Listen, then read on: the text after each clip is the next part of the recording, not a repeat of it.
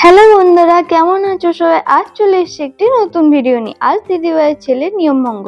তো বইতে পড়ছে নিয়মভঙ্গ, সেটা তোমরা সবাই জানো।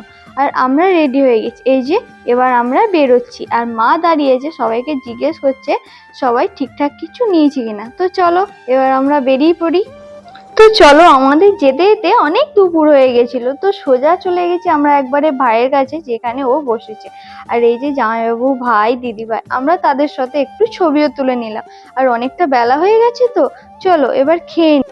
আমরা এবার খেতে বসে পড়েছি।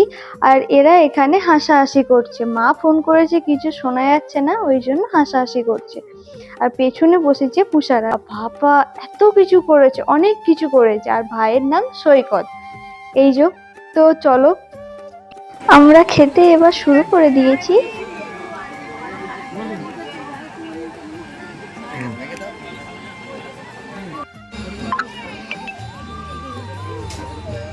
চলো ভাতটা একটু শাক ভাজা দিয়ে খেয়ে নিই।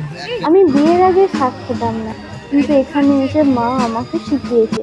তা একটু শাক ভাজা খেয়ে নিলাম ভাতের সাথে, একটু ডাল, ভেজ ডাল। আর এই ভেজ ডাল আমার সত্যি খুবই ভালো লাগে, খুবই পছন্দ। এর সাথে ঝিরঝির আলু ভাজা হলে আরো ভালো লাগে। তো চলো, এরপর বেগনি চলে এসে, বেগনির পর পটল চিংড়ি। কিন্তু আমি তো পটল চিংড়ি দুটোই খাই না বলে 2 পিস আলু নিয়ে নিলাম। তারপর এলো পাবদার চাল, তারপরে এবার আসবে পোলাও। ওটা পোলাও কে খাবে? তো আমি একটুখানি খেয়ে নিলাম। একটুখানি খাওয়ার পর এসে গেছে কাতলা মাছ। এটা তো আমার খুবই প্রিয়, খুবই।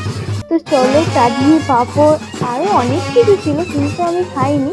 আইসক্রিম হাতে নিয়ে আমি চলে এসেছি। তো চলো, সবার সাথে কথা বলে এবার আমরা বেরিয়ে যাব। ভিডিওটা কেমন লাগলো তোমরা সবাই কমেন্ট করে জানাবে। দেখা হবে পরের ভিডিওতে। টাটা।